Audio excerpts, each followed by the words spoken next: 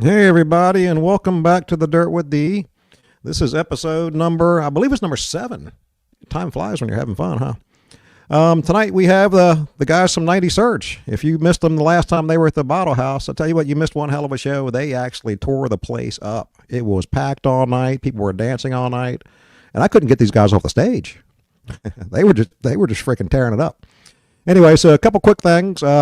This weekend, tomorrow night, we have Sobriety X coming back. That's always a freaking party. I mean, if you know those guys, obviously they were the first band that I interviewed on here, and that was, well, it was interesting. And then, of course, Saturday night, we have the boys that we're talking to tonight. We have 90 Surge. And again, they just tore it up. A couple things.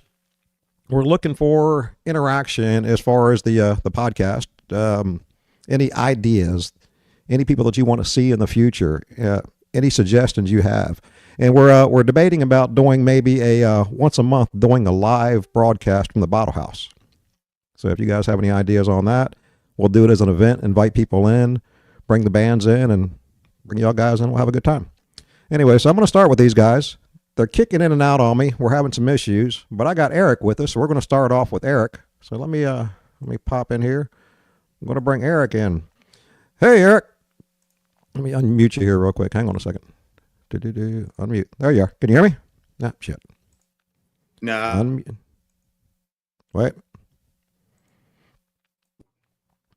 I should be good now. There we go. We got you. You got me? We got Franco. Can you hear us now, Franco? Yes, I'm here. He can hear us now. All right. We were having issues with Franco's audio before he couldn't hear. I had to Dan is copy with and us. paste stuff. Yeah, we got it. We got it now. The only one we're waiting for, and surprise, surprise, is the vocalist. And we're always waiting for the vocalist. So we got the heart of the band, the guys here that make all the noise. We're just waiting for the guy carrying his microphone. Hopefully he'll join us here in a few minutes. So anyway, guys, hey, man, thanks for coming on. We appreciate it. Thank Sure, you. thank Appreciate it. Again, you're back at the Bottle House this Saturday night. And I was just telling the people, man, you guys freaking tore it up the first time. That was a good time. It was a great People time. were great. I couldn't get you guys off stage. You just kept going and going. Now you got to remember, I'm an older guy and I drink a lot of coffee. So occasionally I need a pee break. So I was sitting there for 2 hours going, come on guys, I got to pee. You're speaking my language, man. Yeah, exactly. Hey, it's with me. People give me grief. I drink coffee and water at the Bottle House. I don't drink. I haven't drank in a couple years. Yeah, I just decided to stop that stuff. So anyway, so let's talk about 90 Surge, the band. When did you guys form and how did it come about? It's about a year and a half ago, at least. Almost 2 years. Yeah, probably about 2 years. Yeah, I was just looking at that question. I was just looking at that question before we came on, and tracked it back to the Craigslist ad from Eric. May will be 2 years. So Yeah. that's how it started. It was on Craigslist. Guys with similar interests looking for the same thing. At that time, we weren't aware of anybody in the market, so that's what our Craigslist ad to each other was very pointed about. Let's do something different than what everybody else is doing. We called and met a few times like that over the phone and kind of created a baseline of what we were looking for to start. And that's when we started auditioning different people, trying to find different people who shared that same idea with us. So I would say July was kind of the inception of what is now 90 Surge, when we started coming up with a name and had the core group that is now what you see. Yeah. So so you started in July. When did you actually start going out and playing live? How long did you rehearse before you started going out live? Wasn't that long, maybe 2 months before we had our first game? Yeah. So that's always a question I have. Where was your first December, maybe? Yeah. The first gig was at the Wexford. Where is it? Where is it, Dan? North of Tampa. No. Yeah, I'm always curious when bands start out where your first gig was and how did it go. Yeah. The first gig is Irish, always weird. Yeah, the Wexford Irish pub, I believe. It was a great first show. It was a good time. Yeah. Yeah. I mean, always, you're kind of kicking off the cobwebs. You're nervous. Let's face it. Yeah. I mean, everybody, your first show out, you're always nervous. It's a very narrow stage with the pole in the middle. It was The stripper fun. pole. It was great. It's I had a when Sobriety X was on, they recommended we put a stripper pole in the middle of the stage. Really? Yeah, but yeah, I don't know. I don't know. I don't know about that. That could turn into a. I'm sure Dan can do something with that. Actually, during that first gig, we were hearing from staff after the gig, yeah. and they complimented us a lot because the staff get to see it all. So that was very nice to hear from them. Good. Yeah, a little more on the Yeah. backstory is so I put a. So I'm from France. I've been living in the US for 15 years, but I had just moved from California to Florida. So, and I've always had bands.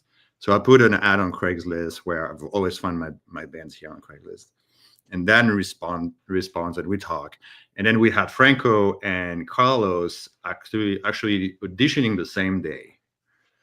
There were other guitar players, I believe, but Franco made the cut.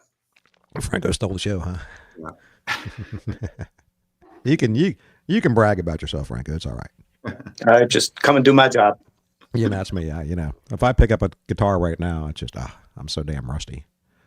And actually, sorry. Okay. He was the one of the most quiet, which was a plus. Which is insane with you guys because you're not a quiet band. Not in volume, but like he said. Yeah. No, I mean you're not. You out there. You're freaking getting the people going. He came. He did his job, and he left. That's all. That's all we asked for.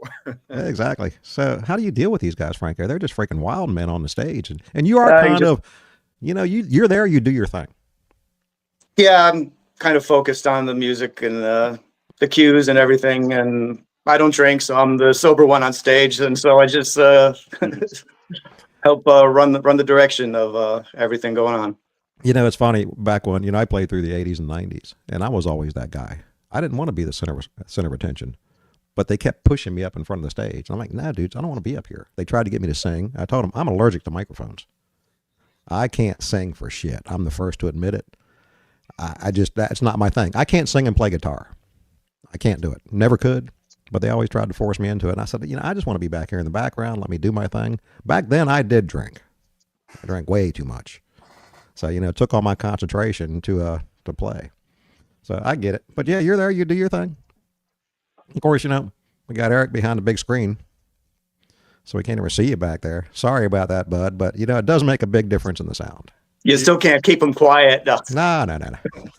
That's a good call thing. that a screen. I call that a cage. I feel like No, I know. Well, and we've had a couple bands ask us about that. And we need to advocate for the cage-free drummer.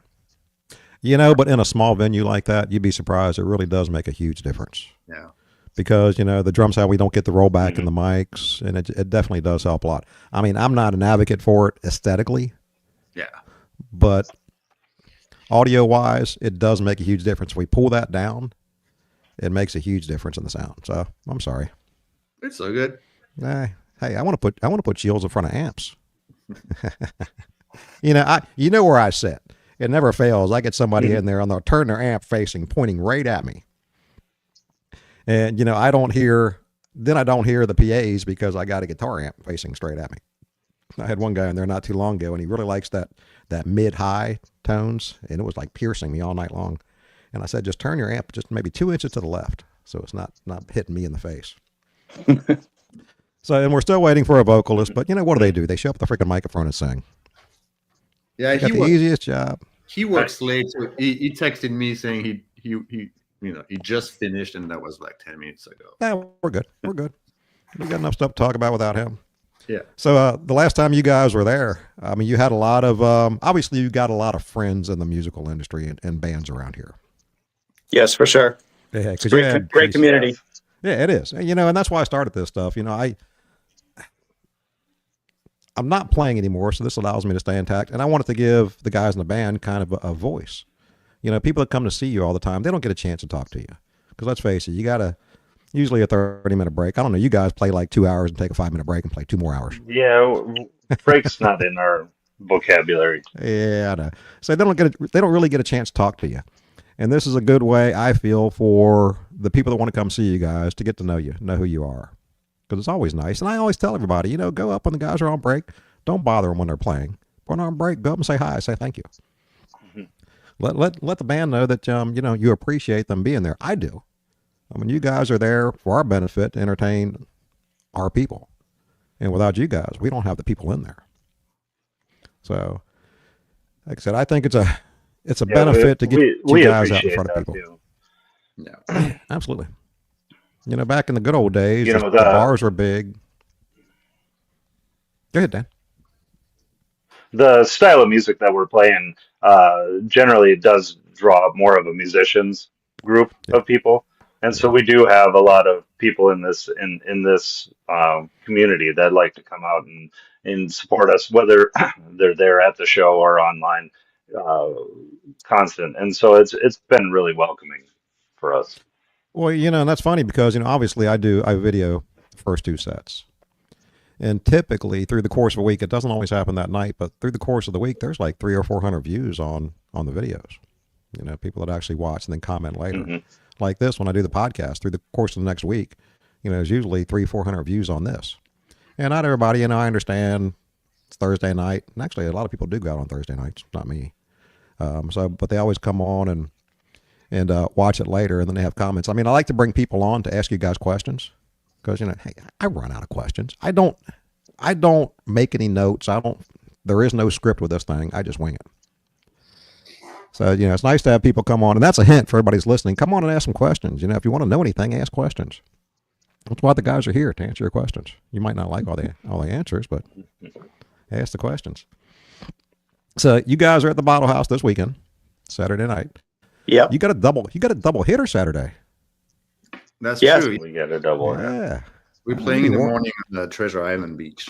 You're gonna be wore out. You're gonna have to go home and take a nap. Yeah, we're gonna play the soft tunes in the morning.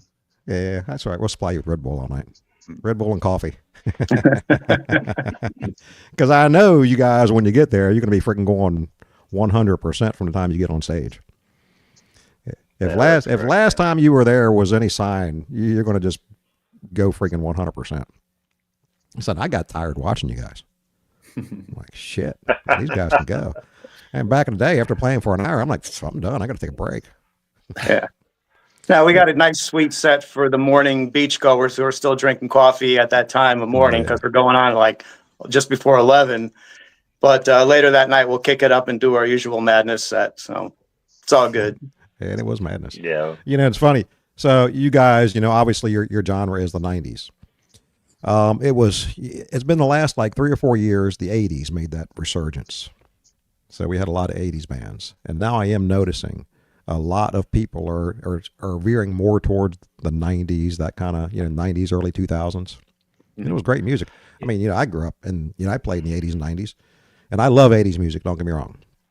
But the 90s stuff is really making a huge, huge impact now. It's really starting to gain a big following. About a year and a half ago, when we really started getting going and deciding whether we wanted to stick with a 90s theme, 90s tribute towards it, we weren't aware that there was other bands out there that were doing this and tagging their band name or their page as a 90s tribute band.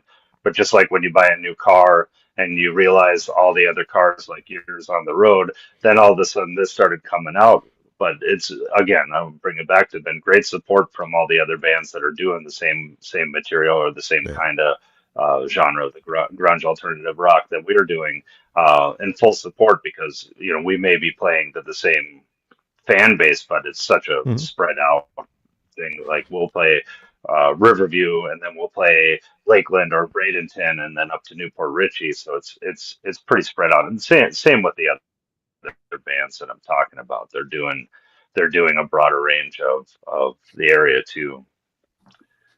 Well, the music community around here really is a tight-knit community. I mean, the guys from other bands come see you. I'm sure you go see other bands. It's just everybody supports each other.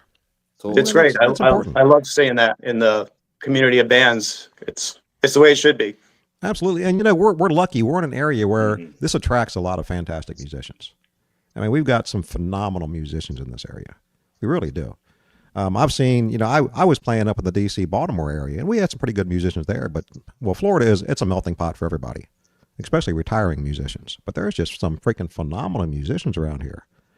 And, I wish I could get out and see more bands. I mean, obviously, I'm kind of tethered to the bottle house on the weekends. Yeah. But, I want to get out and see more bands. It's kind of a blessing, too, because every weekend, obviously, I'm seeing new bands. We try to keep it about a 2.5, 3 month kind of flip there. If you bring bands in too much, we don't want to have bands in every 4 weeks. So 2.5 months to 3 months seems like a good rotation. So in that time, I get to see a lot of bands. And this year, I've been kind of focusing on bringing some new bands in. And, so far, well, obviously, you guys were a new band this year. Mm-hmm. And so far, all the new bands that have come through there have been fantastic. Like I tell everybody, I can't say it's going to be 100%, but so far, you've been batting 1,000 with new bands. And I'm always looking for new bands. Well, you guys are making cultivating a good environment for that too, for people to break out and not just get recognized, but the video screen and then the extra promotional stuff. That offers a lot to guys that are like us, even a year and a half into this, that are still trying to break into the better venues and try to develop our fan base. Yeah, and one of the reasons I started doing what I do with the video, obviously I'm miking everything up. I want a little bit better audio quality. Obviously I'm trying to run multiple different views, just to give you guys something. A lot of bands don't have any kind of promotional packages. And like I tell everybody, if you guys can use the videos we do, take them, use them. I mean, they're free for all. We don't have any kind of, it's not property of the bottle house. Use them however you can. And like this stuff, pass this stuff on, get it around. One thing I can say is, we are fortunate. We have a great light show. We have a fantastic sound man. Rick is very good at what he does. And I've noticed a lot of the bands, even when they're doing their promos for other locations, a lot of times they'll use stage shots from the bottle house because the light show is phenomenal. The owner has put a lot of time and effort into trying to make that a sought after place for bands to play. Like I said, it's always nice to have a plug and play bar where you can go in, you don't have to worry about sound. You come in, you plug in, and everything's taken care of. Rick was fantastic. Rick was fantastic to work with. That was one of the most. We talked about that as a band afterward. That was one of the most enjoyable experiences we've had compared to some of the other venues that offer sound provided, or even guys that we've hired. He was just very easy to work with and very knowledgeable. Some of his suggestions, or I should say commands, were kind of abrupt, and I had to take a minute to say, well, who's this guy think he is? Yeah. But then I took a picture of all of those settings and been using it ever since. So he definitely the proof was in the pudding there. We sounded amazing, and like my instruments never sounded that good before. So I've been copying it since. Good. And I tell people when they come in, especially new bands, look, when Rick gets here, and Rick, I tell Rick this all the time, so it's not like I'm picking on him. Rick is very OCD. He's very OCD about a sound, but in my opinion, we need a guy like that. And I tell him, he might come up to you and say, well, let's tweak this and let's change this, and listen to him, because his job is to try to make you guys sound as good as possible. And, not to pat him on the back, because he's already got a big head. Yeah, he does a fantastic job. For he does. Yeah, I was impressed. We were doing the sound check, and I was playing with my flow tom. He's like, "Hey, you have a sustain on your tom." Like, yeah, I remember that. I'm like, what is he talking about? And I tuned it just a little bit. He's like, "Yeah, you're fine." I'm like, "Whoa!" It was the smallest adjustment that we both looked at each other. Eric and I were like, seriously? And then afterward we talked and was like, well, he was right. Yeah, you're thinking this guy's a prick. And most instrument players have, and I do sound for a couple of bands too, including my wife's band. And if I was to walk up and start changing the settings on the instrument player's instrument or amplifier, I probably wouldn't get hired back. And I said, yeah, sure, you're welcome to adjust it, and that's where those settings have stayed ever since Rick touched that amplifier. So, he's got an ear for it. He really does. He does. Like I said, he can be a royal pain in my ass. And Rick, if you're listening to this, I tell you this every day, so it's not a big surprise. He's a pain in my ass, but I tell you what, he can fix any damn thing. If something goes down, he can fix it. If a monitor goes down, if something happens with the lighting or anything else in there, he can fix it. We had a guy in there I guess it was a couple years ago. Drummer, he actually he broke his pedal, his bass pedal. Rick actually took it home on the break, brazed it, and brought it back and had him back up ready for the second set. Yeah. Nice. Wow. The he's just, like I said, he is so OCD, so focused on what he does. And So like I said, MacGyver sound guy. Yeah, he is. But like I said, you really need a guy like that that's focused on what he does. He wants the bands to sound good, and he's gonna make the effort to try to make you guys sound good. Yes, he can be a little brash when he comes up, change this, tweak that, change this. But 90% of the guys, just like you, well, after I did what he told me to, sound a lot better. Yeah. The other guys, I know he comes off as, kind of a little brash, but he knows what he's doing. And if you listen to him, he's going to help you get to where you need to be. He's fine. Yeah, he is. Like I said, that's, as long as he's back there behind his damn screens and doesn't pester me all night long. Of course, he messages me all night long while you guys are playing. Rick, we love you, asshole. It was a great time last time, and I had tons and tons and tons of people telling me actually over the next couple of weeks, man, that band 90 Surge were freaking awesome. Sweet. So Yeah, I'm it's a patting you guys on the back, saying you did a great job. Appreciate that. Well, that's Well, what happened the first 6 months we got together before we really started playing our first gig. We went into some intense rehearsals. Carlos also plays rhythm guitar on a few songs to assist me, but we just had to figure out a way to get our arrangements tight, which, relentless practice nonetheless, but still making arrangements and what tunings were going to work for Carlos, for our backup vocals. So there was a lot of behind the scenes, pretty much intense, getting me up to date on their existing set list and then adding all the new cool tunes that we did. And that's one thing about our set list. It's constantly evolving. I mean, you can't keep the same material there. It goes stale.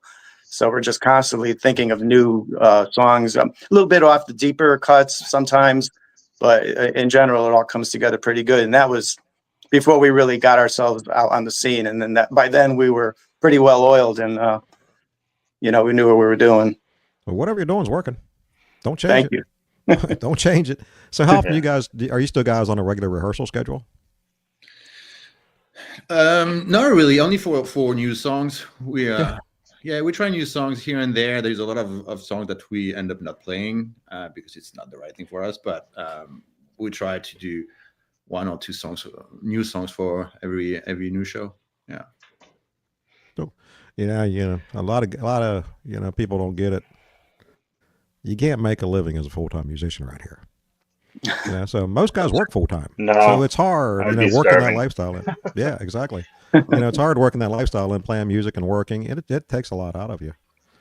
I know we were talking about this earlier. I'm not used to staying up till 3 o'clock in the morning. Yeah. But, unfortunately, because when the sun comes up, I wake up. So Friday night, got home, was in bed at 3 o'clock, 6:30 I was up. Had to turn around and do it again Saturday night. So I know it kills me. So, and you guys doing it every weekend too. Because you're booking pretty much damn near every weekend, aren't you? Yeah, we actually try to limit to do 2 gigs a month. To be space. I'm telling you right now, that is not going to work. I said that before. Okay, if I start playing, I'm only going to play 2 gigs a month. Well, 2 turns into 3. 3 turns into 4. Next thing you're playing Friday, Saturday every week. Yeah. You might as well accept the fact that you're going to, especially as you get more popular, you're going to have bars calling you and they're going to want to book you. And you're going to say, well, we like to take a night off, but we'll go ahead and do it. Right. And then you're going to be doing it eight nights a month. That'll be nice for a change when they're checking Eric's email looking for him instead, because that's a long, arduous process that he's been involved with in booking the band and trying to get into venues, get a response from a venue. That takes 13, 24 emails. Who knows? But, it does. And I hate to say it, I get probably 10 emails a week with bands that want to come in. And, quite honestly, right now I'm booked up through July. And, you guys know Bubba, what's going on there. And I was kind of trying to put a hold on it until he got back into it. So, I didn't want to book the whole year out without his input. So I've been trying to put everybody off, just give me a little bit more time. Let's see if Bubba can get back in here and start helping because, I want him to have some input in this too. But it's getting to the point now where I got to start booking because you guys book out. You know, bands book out. A lot of bands book out a year in advance. We got to fill those spots. Yeah, we're starting to get there, but it's it's a process. Yeah, I got some dates for you. We'll go over them. We'll talk about them Saturday night. One other thing too is Carlos. He has a couple other bands. Dan does sound on the side too, so that's also the reason why we keep it two gigs a month. It might change. We'll see. Well, I'm sure we can sneak you in there at least 1 or 2 more times this year. Yeah. we'll get you in there. And I'll do the whiny thing. Come on, guys, please. Oh yeah, we love that. Not a problem. I don't do that. Like I said, I have a bunch of bands contacting me, and some, you know, I try to keep up with as many as I can, but I also actually try to go in, research, and listen to their videos and so on and so forth. And even that, you know, a Facebook video it does not tell the tale. But I'm all about trying to bring new bands in, new talent, and see what's out there. You know, sometimes, I mean, look at you guys. Sometimes we hit a home run. Mm-hmm. You know, like I said, I've had 3-4 new bands so far this year, and all of them been great. Yeah, we've had a great time with them. And we were talking earlier. Some of our friends in the music industry around here said the Bottle House is just a must do. You absolutely have to take this gig, and we're so happy we did, because it was such a good showing for us. We love hearing that. I'm gonna put that on the Facebook page, the Bottle House, a must-play venue. A must play. I'm gonna post that in there. You know, we do have a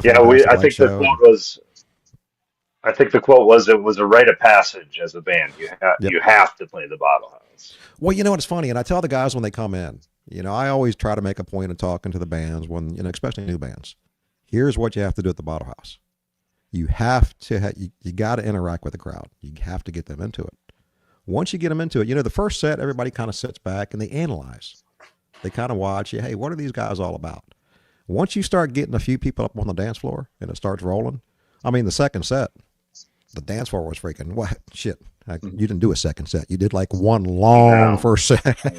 By 45 minutes into it, the dance floor was packed. But you're interacting. Yeah, there was some people that were chair dancing and moving, and you could tell that they were primed and ready. As soon as the right song hit, then the dance floor was broken, and they all came out. And especially the people from the Headbang and Flannel Riot that really helps us out. Well, somebody has to be the guinea pig.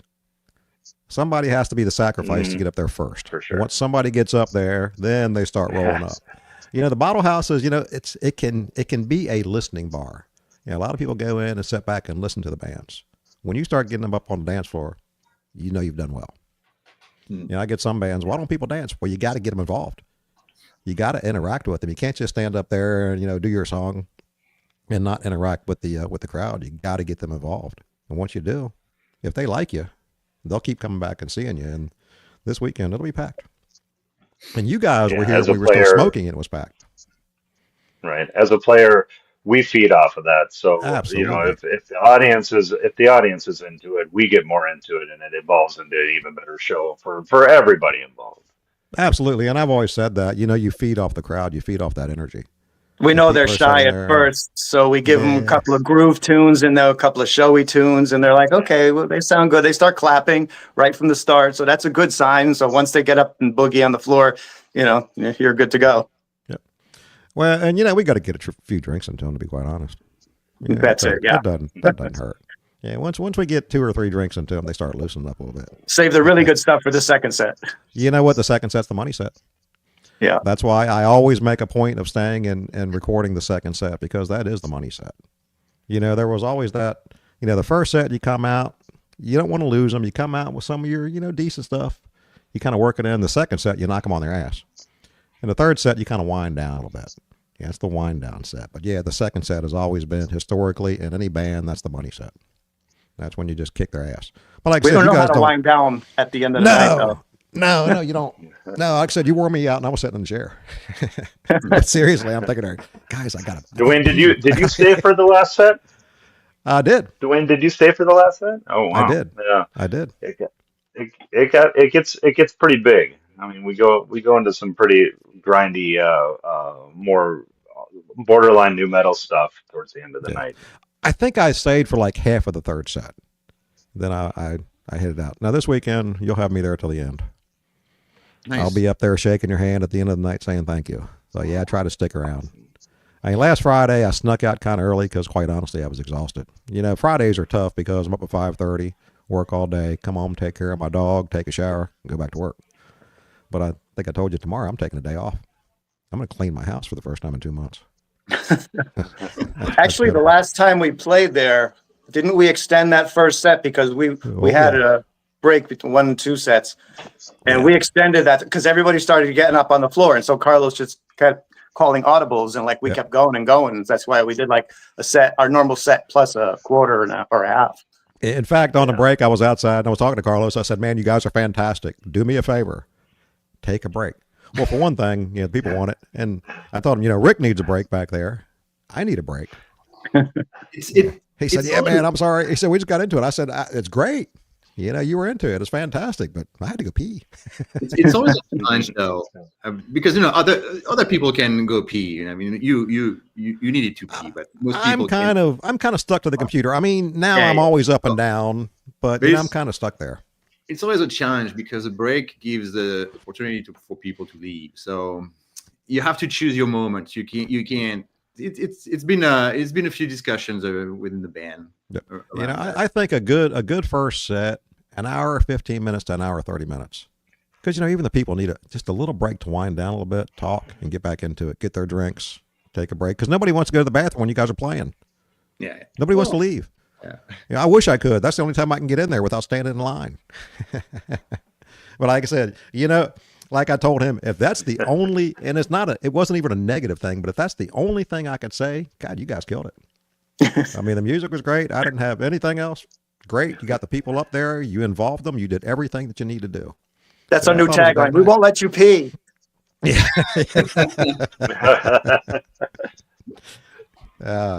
It's funny, but it's not funny. Like I said, you remember, I drink a lot of coffee, dudes. Coffee kind of goes through you pretty quick. You know, usually by the end of the first set, I'm on my second or third cup of coffee to stay awake. So just keep that in mind for me. So if I just say, "Hey guys, I'm sneaking out for a minute," if you notice on the video, there's like a 2-minute section where the scenes never change. Yeah. It's either I'm outside or I had to go to the bathroom.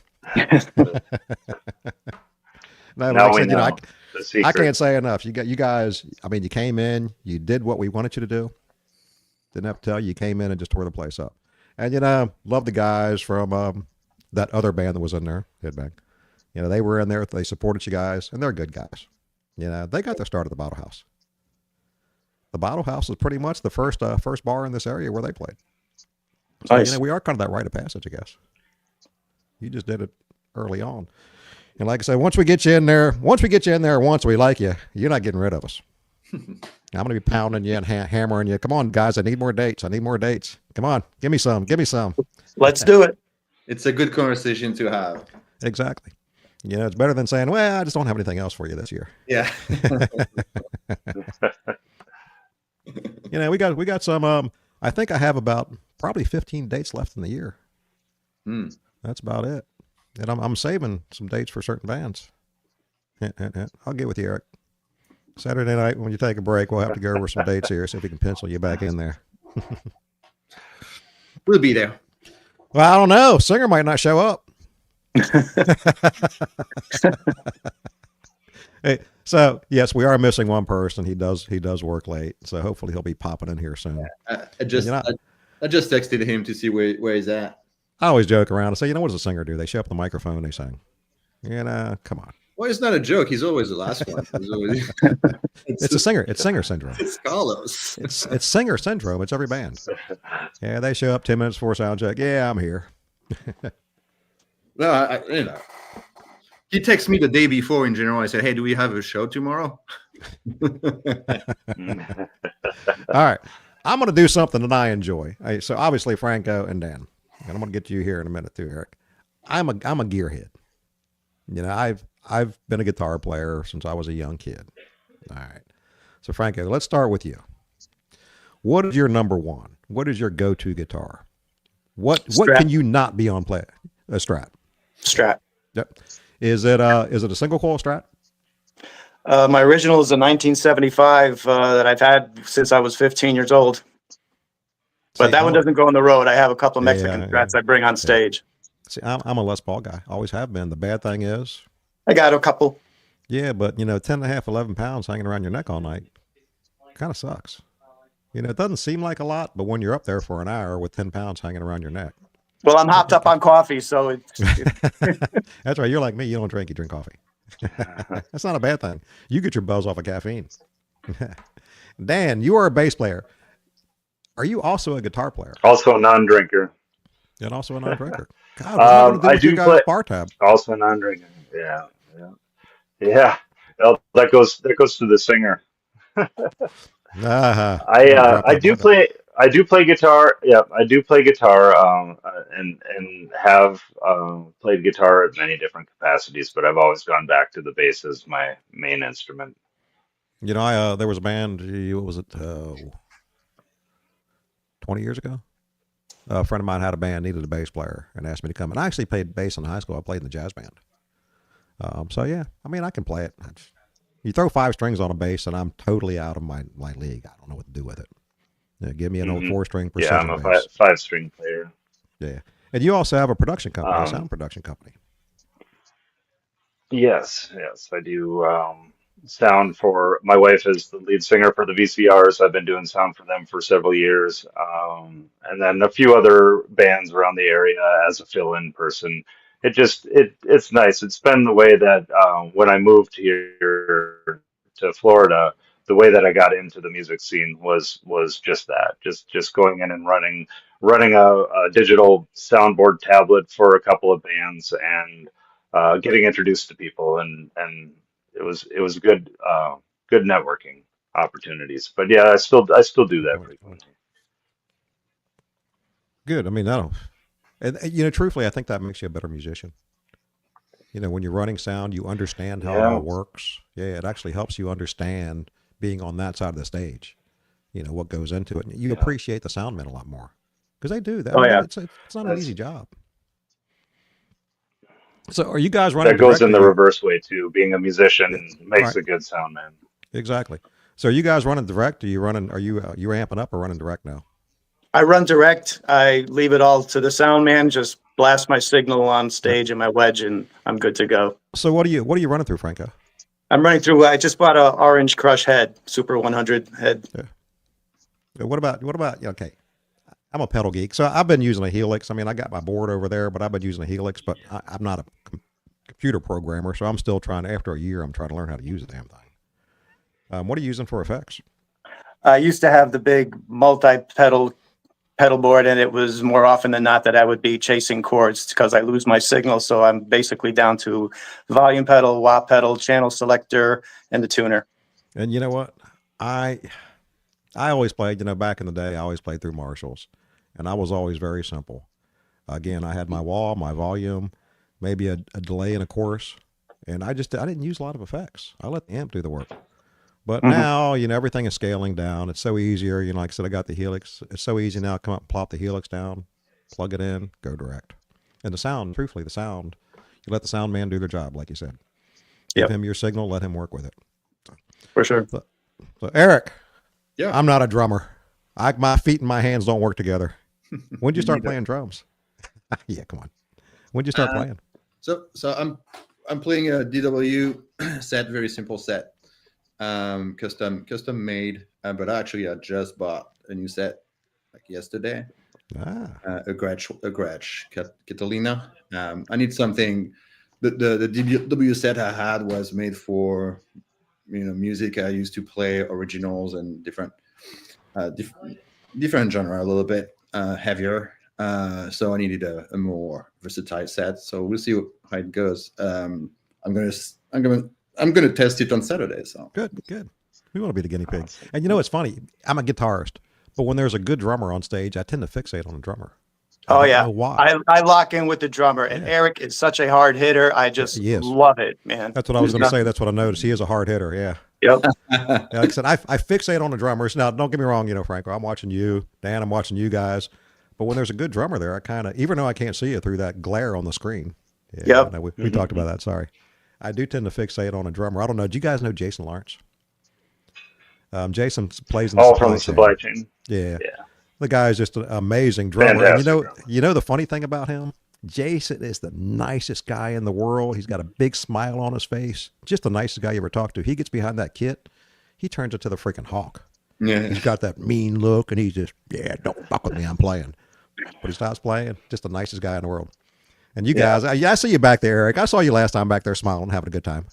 Oh, I'm having a blast for sure. You know, you don't know it. I notice everything that goes on in there. I pay attention to everything. And yeah, I kind of keep an eye on the guys, make sure you guys are having a good time. And I can tell, you know, like an hour and a half into it, these guys are having a blast. I can't say anything because people are on the dance floor and they're having a great time. Keep going. But I was kind of starting to feel sorry for you guys because I'm thinking, especially you, that's a lot of work back there. I mean, yeah, you're a younger guy, you're in shape, but still, an hour and a half, hour and 45 minutes. It's a lot of work. An hour and a half? It's 4 hours we play. Well, yeah. I don't want to He's scare talking about anybody the no off. break. Yeah. I'm talking about, you know, playing straight for an hour and a half, hour and 45 minutes. That's a lot of work. Yeah. You know, and you got Rick back there blasting you with the smoke machine. Sorry, the drummer has to take the brunt of the smoke machines because that's just where we set them up. Sorry. So Dwayne, you play guitar. Don't you want to come up on stage at some point with the bands? Nope, I'm retired. You are more than invited. I'm working. You know, I've had a lot of guys ask me up to play, and you know, I'll be honest with you. First of all, I think I pick up my guitar now about once every 2 or 3 weeks. I picked it up last weekend, and it's like, oh God, I suck. I haven't kept up with it. I've got a busy life. You know, I used to play every single day. I mean, I played from 83 to 97. And I was playing back in those days. We were playing 5 or 6 nights a week. I mean, it became a job. You know, quite honestly, when it became a job, it was a full-time job. I didn't enjoy it as much. You know, we were playing, I'm almost 60. And back in the 80s, we were playing the large venues, 2,000 seaters. And you had to be on your game every night. And there was no Friday, Saturdays. We were playing Tuesday through Sunday night. Monday night was the only night we definitely had off every week. And it got to the point where, quite honestly, I got burnt out. I played, before I moved out here, I was in Arizona, and a guy that actually worked with me, he had a band. He talked me into coming and playing with them. And I realized about probably 4 or 5 months into it, what I don't like about playing in a band. If I could find 3 or 4 guys that, it's like a brotherhood. You know, you guys are a family.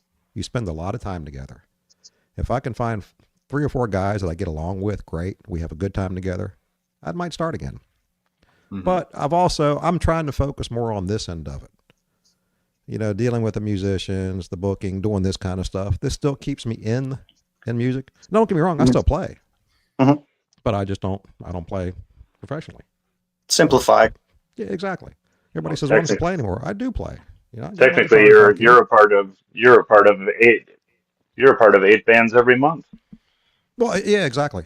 And the bad thing, and you guys probably understand this, the bad thing about being a musician, when you go and watch another band, it's hard to actually sit back and just enjoy because you're hearing everything. You know, if it's a song you guys are playing, okay, how are these guys playing it? What are they doing here? If a guy hits a sour note, which we all do, there's not a musician in the world that is 100% on all the time. You hear it. You know, that's what pops out. So it's hard for me to go in. You know, I try to go in and just enjoy the band, but I'm always, I heard that and I heard that. I'll look up the band every now and then and smile. Yeah, I heard that. And they smile back. You know, we got some great musicians in there, phenomenal. And like I tell the guys, there's not a guitar player, bass player, drummer, vocalist, keyboard player that is going to get up there every single night and be 100% on. You're going to make a mistake. The trick is making a mistake, but not letting it kind of take control of your night. You know, some guys actually make a mistake and they just laugh about it. You know, that's, let's face it. We're not playing in front of 30,000 people. You know, we're not, you guys, you have full-time jobs. You're not rehearsing 5 days a week, playing 5 nights a week. You know, like you said, you're trying to keep it to a couple, 2-3 nights a month. It's a lot. And, my brain's full. To go into a band and learn new music, I'd have to forget a bunch of shit to learn new music. I sat down one night and tried to go through all the songs that I've known over time, and I can pick up my guitar right now and a song that we used to play every night 30 years ago. I have to sit down and think about it. How did I play this? You know, it's a lot. There's a lot. I mean, you guys are playing. Well, I'd say typical bands, you know, 3 sets, 1 hour sets, but you're not a typical band. You guys are probably kicking out because you hit it pretty hard. You don't take many breaks. You're probably pumping out. What's your song list consist of? About 45 songs, 40 to 45. Easily Yeah, 40. Yeah. You know, think about it. And you're mixing it up. You're not playing the same set list every single night. You're mixing What it actually up. gets written up in the set list, we have to tailor Yeah, as we well, go you through know, the night. yeah. So Yeah. we do end up cutting a song here and there. So it's more cutting than adding any songs. A set list is a suggestion. And you can tweak that around. So yeah, Yeah. and you're mixing songs, you know, you guys probably have a repertoire of what most bands are setting around 150 to 200 songs that you guys can play on a regular basis, and you mix that stuff in. That's a lot of stuff to remember, especially for a vocalist. Yeah. Not to baby the vocalist, because you know all they have to do is sing. But just think about it. You know, that's a lot of stuff to remember every night. All I keep getting is 90 Surge rocks. You guys kick ass. 90 Surge, 90 Surge. You got a lot of fans. Well, yeah. I see that. They're very excited. Yeah. That's a great We thing. were talking about other bands support. Josh is the guitar player from Skunk Hammer and Flannery Riot. Hey, Josh, if you're still here. Yeah. A few of them. Shout out to David, guitar player from Twisted Soul. Got those guys coming in. I think sometime this month. I'm losing track. I'm mad at Flannel Riot. Twisted Soul, Yeah, yeah. man. They were pretty excited too. Yeah, I'm mad at the guys from Flannel Riot. They haven't given me a date yet. You hear that? You hear that, Josh? Oh no. Fun. Well, they're pretty booked up. So I know. Well, they blew up. Yeah. Oh, They just freaking blew It up. sounds fantastic. I mean, they're doing some pretty big shows. Yeah. You know, actually, I was kidding. I'm the man. I'm happy for the guys. You know, they are actually they've become very successful. And I'm thrilled to death for them. But like I tell these guys, don't forget us little guys. You know, we're just a little 125 capacity bar, but don't forget about us little guys. Josh, you still there? Now, like I said, you know, nothing makes me happier than when a band comes there and a year later they're blowing up and they're playing big venues and they're getting asked to play places. I think it's fantastic. Yeah. And I have a feeling within a couple, you know, another year or so, you guys are going to be there. You hit with the right music at the right time. You came in when I think everybody was kind of getting burnt out on all the 80s tribute bands. And don't be wrong, we have some that come in there and I love them. They bring a great crowd in. But now people are tending to gravitate more towards the 90s, 2000 stuff. That seems to be the new 80s bands.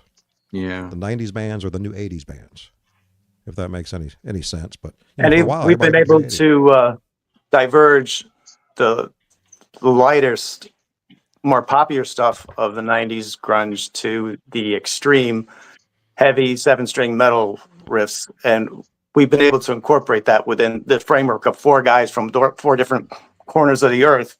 And it just keeps coming together. The more we learn our arrangements and how to put stuff together, what sound, what dynamics we're going for over, if we have to have a sound effect triggered in the mix or whatever, stuff like that. So it's been working. Yeah. We Don't get to me wrong, play something quiet like 1979 Smashing Yeah. Pumpkins and then go into Korn the next song if we wanted to, you know. well, don't get me wrong. I mean, everybody. So not every song they play is from 1990, January 1st, 1990 to December 31st, 1999. You know, there's some other stuff in there. You kind of roll into the 2000s, but the core of what you play is kind of that genre, the 90s,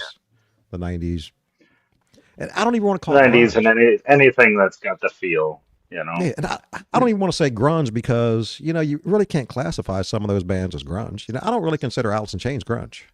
Alice in Chains was just a kick-ass rock band. You know, Yeah. I don't like to classify certain bands as, you know, it's just like I'm a big Rush fan.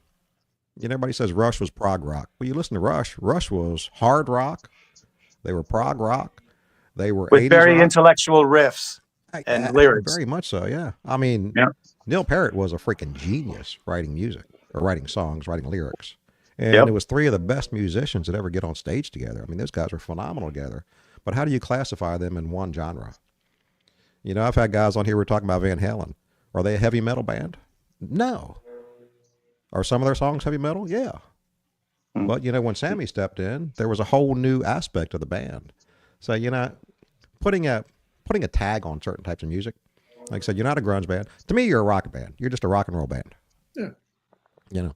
Why call it grunge or anything else? You're a rock band, and you mix the stuff in. And like I said, Alice in Chains. I was always one of those guys. I'm an '80s guy. Of course, actually, I'm a '70s guy. I love classic rock. So when the '90s stuff came in, it we needed a change of music. Honestly, we needed that change. But it kind of, it kicked me in the ass because, I was playing all the '80s, all the upbeat, all the happy stuff. And then you get bands like Nirvana pop in. I remember when Nirvana first came out, I was thinking, this shit's kind of depressing. I'm depressed listening to these guys. And then it just kept on going. And, I changed my tune after a while when some of the bands came out. And I'll probably get a lot of haters for this, but to this day, I am not a Nirvana fan. I never got into the Nirvana thing. Now, other bands of that era, fantastic. But I'm just not a Nirvana fan. Call me an asshole, say I don't have taste. Oh, they were the greatest. He was a great songwriter, this and that. It just wasn't my thing. I'm not a Beatles fan. People look at me like I'm insane. So, I respect them. I like them. I like the music and respect the music, but I'm just not a huge Beatles fan. It just wasn't my thing. Nirvana is what got me out of what I was listening to at the time. I used to listen to The Cure for probably 10, 12 years, just The Cure, every day, all day. And then Nirvana came up, and that was it. So you're the one calling me you're an asshole if you don't like Nirvana. I don't care. Who do you? Yeah. No, I've told people that. I'm not a Nirvana fan. Like, what? Yeah, I'll completely disagree with you too. I got the reason I started playing music was Nirvana. I had a small group of guys in my early teens, and we learned all 3 chords that they played, and we played it really well for many years. But it's also generational too.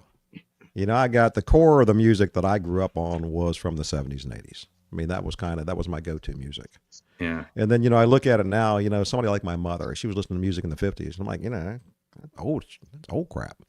And then the 90s and 2000s, everybody's looking at the 80s stuff and going, that's old crap. In fact, I hate the fact, if you go to my Pandora, if I punch in classic rock, well, hell, it's everything from the 80s and 90s. I'm like, that's not classic rock. But, when I sit back, I guess it is classic rock now.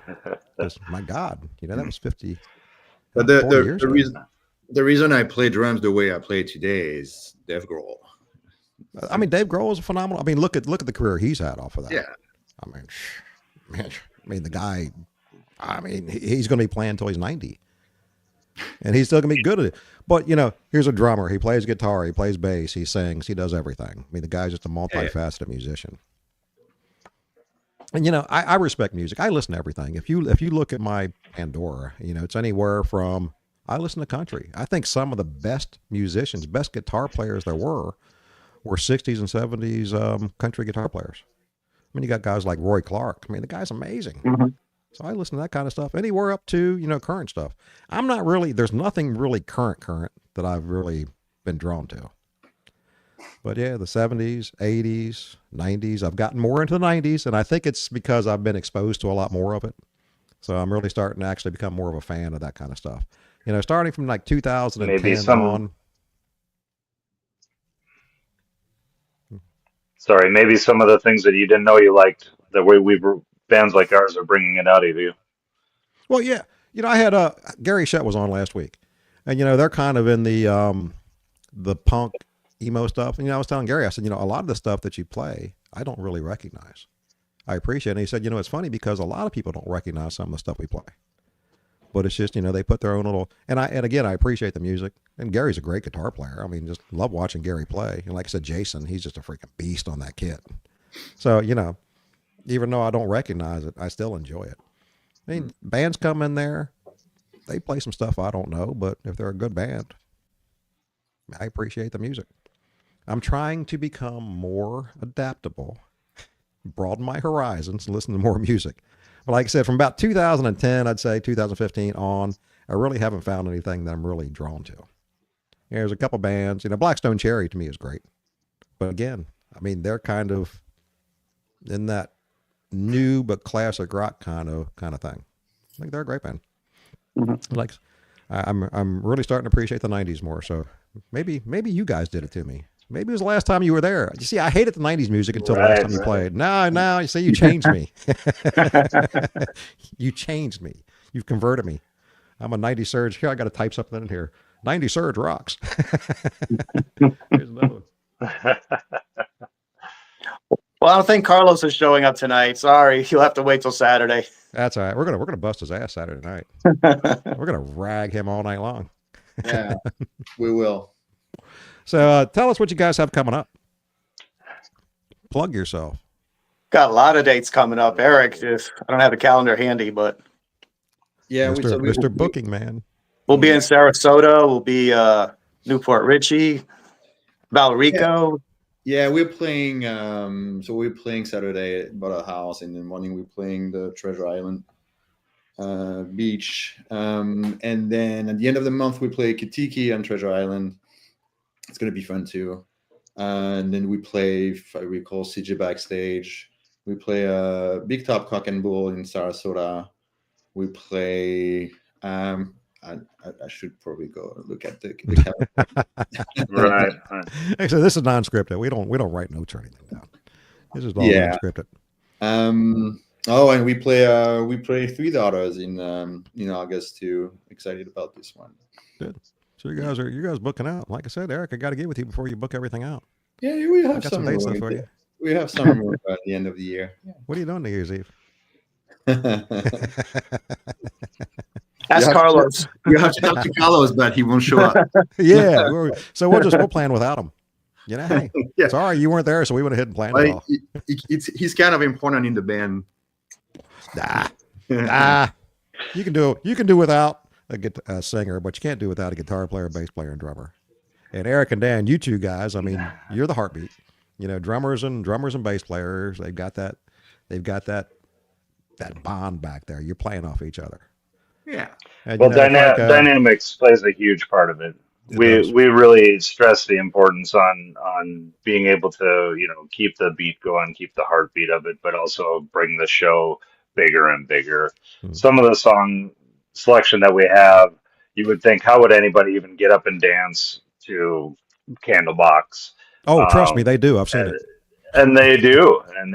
I mean, the song Far Behind It'll start out really mellow and really sweet and kind of like dark and kind of mysterious, and then by the end of the Bam! song, the way that we play it or orchestrate it, it's so big and so intense by the end of it that I mean, even the Audio Slave or the trying to think of some of the other ones, but the intensity that we bring in the live performance of it changes your feeling about the song. It's like maybe about 30 seconds into the song on Spotify or Apple Music, you skip it, but then you don't realize that it exists for a reason. Like it's there, and then of course we emphasize that live too.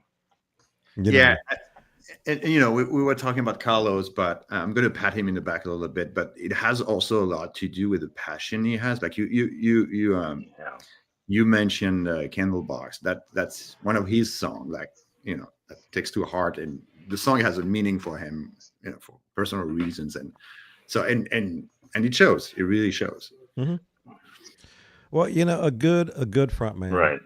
You know what? I'm a guitar player. I'm a musician. We can do everything we can possibly do without a good front man. You're just a band. Yeah. I mean, he does. He brings passion to it. He's energetic. He gets the crowd involved with it. Yeah, a great front man's important. Obviously the most important person in the band is a guitar player. But, that's my personal Spoken like a guitar player. yeah, exactly. I played bass before. Drums, I don't get it. My feet and hands don't work together. I told you that, so I just don't understand. I wish the hell I'm a struggling guitar player that always wished he learned how to play drums. I could sit around. I remember as a kid growing up banging on the pots and pans. When I was freaking 5 or 6 years old. Of course, I think that's why Mom bought me a guitar. Actually, she heard me sing and then bought me a guitar. So I kind of got the hint, but I think she figured I don't want a drummer in my house.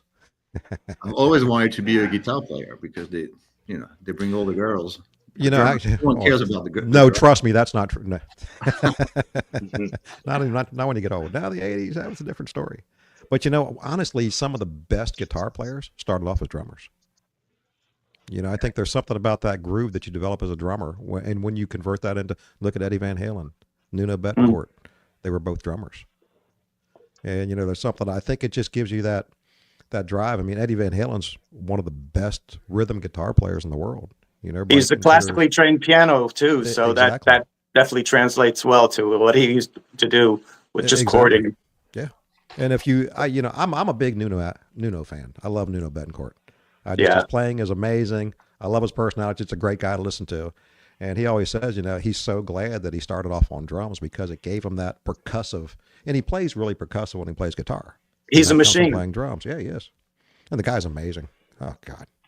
Everybody says the new Eddie. Well, he's good, but you know, the king is the king. The king will never lose his throne.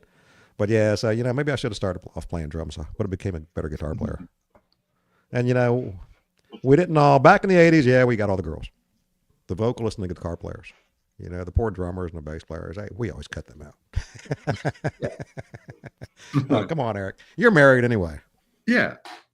You can't mess with that stuff. I'm going to keep you straight. Don't worry. I'm going to keep him straight. You don't have to worry. We'll keep him out of trouble. Oh, there's nothing to worry. Besides, I've seen your wife. Dude, you don't want to screw that up. Kidding. Eric's wife she is absolutely stunning. She is a beautiful lady. You've done well for yourself, my friend. I got to start speaking with a French accent, I guess. Maybe that was the drums after all. What's that? I didn't hear that. Maybe that was the drums after all. Yeah, maybe. You know, maybe that shield does you some good. Yeah, she is. She's a gorgeous lady. Congratulations. You've done well. Like I said, I've got to learn how to speak with a French accent or something. The Southern accent doesn't cut it anymore. Times have changed. What time is it, guys? Lost my clock. 8:05. 8:05. And that's We've been funny on an hour.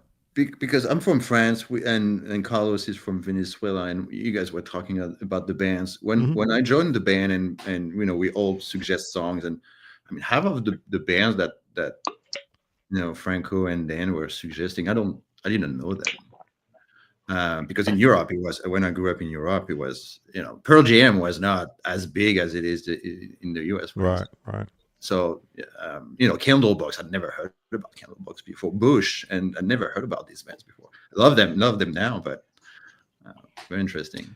You know, I'm curious about that. So, what were your influences? You know, you came from France. What were your influences there? What really got you into music? What were you listening to there? The Cure. Cure? Yeah, The Cure, right? Yeah. Well, I know you said that before. I mean, did you listen to anything but The Cure? Yeah, no, that was the that was it. The Cure. That's it. yeah, that was it. Like for years. I mean, my brother, I had two older brothers. He was listening to The Cure too.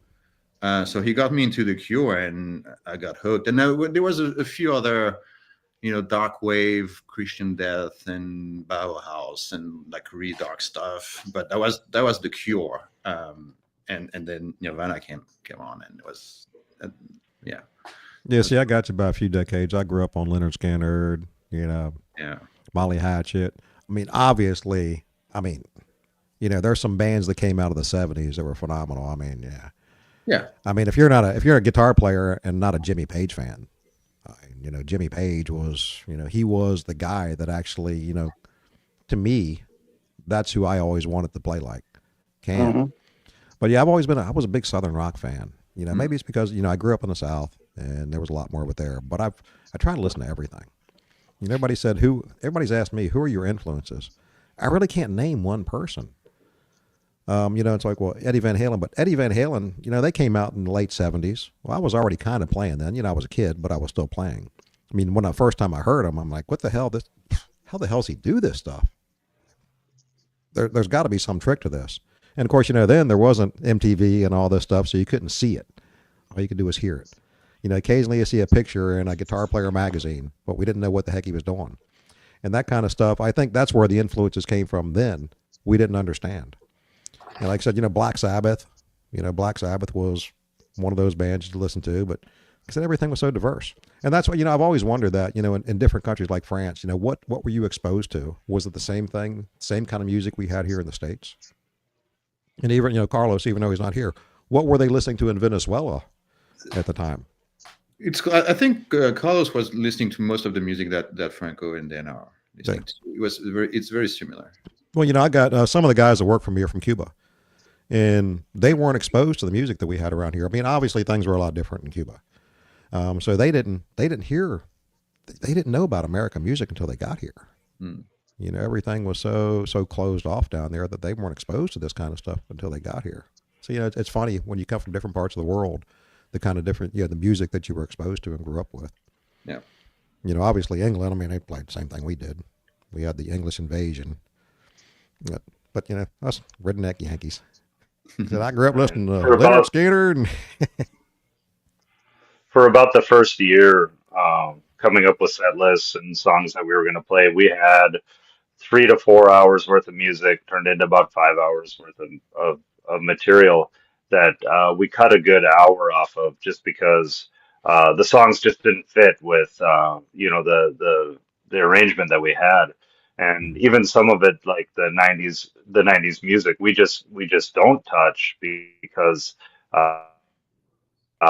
we just don't have the passion behind it. Like, I'm trying to think of like Weezer, for instance, that we should be playing, because it fits right into the style and fit with us. It just doesn't work with us, because that wasn't big for 2 of the members in the band. So relearning something that they don't have the passion for, like they do for the stuff that they grew up with. For me, I really enjoy the set list that we play, because to me it brings me right back to the '90s of what I listened to and the music that got me into playing. So some of these songs I've been playing since they came out in 1994 or 1995, because I was that passionate about that type of music. And so I was excited coming down here and putting something together to try to find like-minded musicians that wanted to play this style of music, not just a broad range of, 90s in general. And I came from influence of playing the Leonard Skinner, the Eagles, Southern rock. Surprisingly, up in the Midwest, Southern rock is what everybody does. Oh yeah. And then coming down here, I found it less frequent to find bands and musicians that wanted to actually play Tom Petty or Leonard Skinner. Well, it's funny. 20 years ago in this area, the only thing you would find are Southern rock bands, and then it kind of fell by the wayside. And now there's really not that many bands around here that are playing that kind of music anymore. There's not many bands that are playing a lot of Southern rock, which is odd, because this is the Mecca. I mean, right down the road here, we've got basically the home of one of the biggest bands in the world. Obviously the Allman Brothers. Well, of course, Dickie Betts, we lost him not too long ago, but yeah. And again, this is a melting pot. There's so many phenomenal musicians in this area, especially down in the Sarasota area. There's tons and tons of amazing musicians down there, because, let's face it, everybody comes to Florida to retire. So a lot of musicians are in this area. Mm. And don't be surprised if some big names pop into a show and see you, because these guys do. They go into the local clubs and they'll go in and watch music. You'd be surprised. Don't be surprised if a young gentleman that used to play drums in Iron Maiden pops into one of your shows one day. Yeah, really. It can happen. He's in the area, and he does. Mm-hmm. Nico. Yep. He's done that. He's popped in to see local bands, and they're like, yeah. And everybody panics because they're playing in front of Nico McBrain. But you play your music. He's there to enjoy it just like everybody else is. But yeah, like I said, you guys play from anywhere from Sarasota, up north, across the bay, over here. That's one bad thing. It's such a large area. You got to travel to hit all the venues around here. Mm-hmm. Of course, we're the Bottle House. We're kind of like right in the middle, so we're easy. That's the place you have to play. Yeah. That's only our favorite place in Riverview. That's right. Let me record that real quick. Sound clip. Actually, there's some great venues around here to play. Obviously, I love the Bottle House because I love the people, and Bubba's like a brother to me. But there are some great venues around here to play. I don't get to travel much anymore because, again, I'm kind of tethered there. In fact, I haven't been to OCC yet. I've yet to get over there.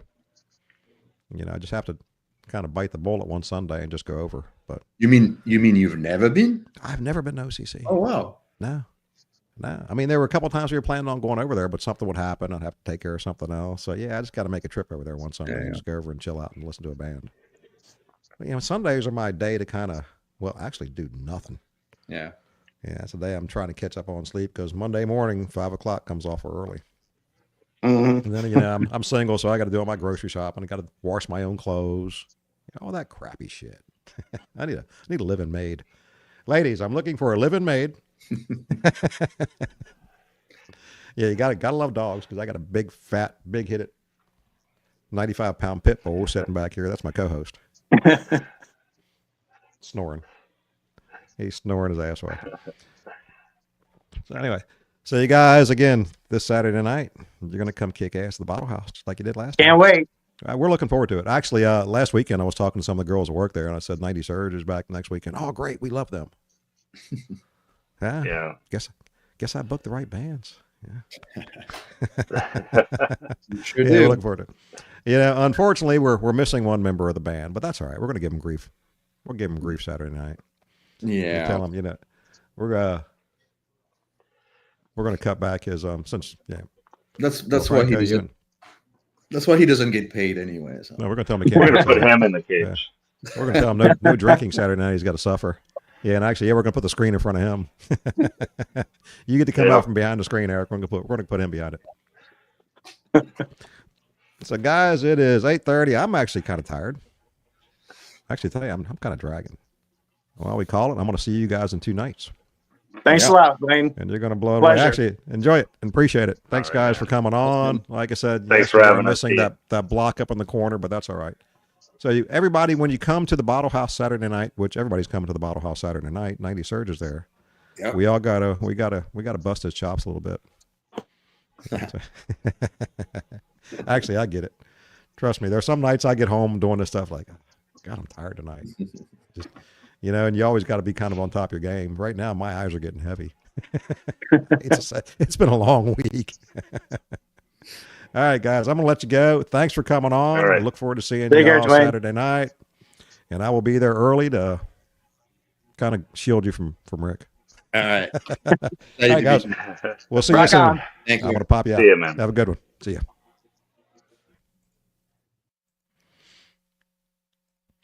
All right, so there you have it. The guys from 90 Surge, again, they're going to be back at the Bottle House Saturday night.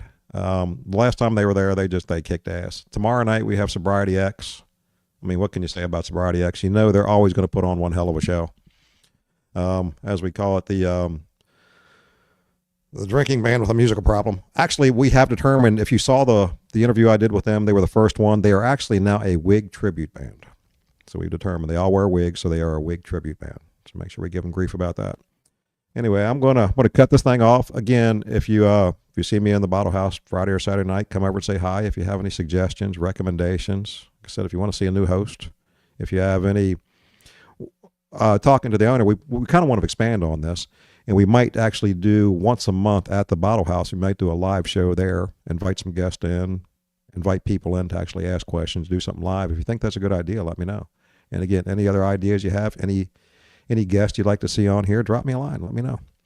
We are actually very interested in your all's thoughts and opinions. So anyway, I'm going to go to bed. With that, guys, I am out of here.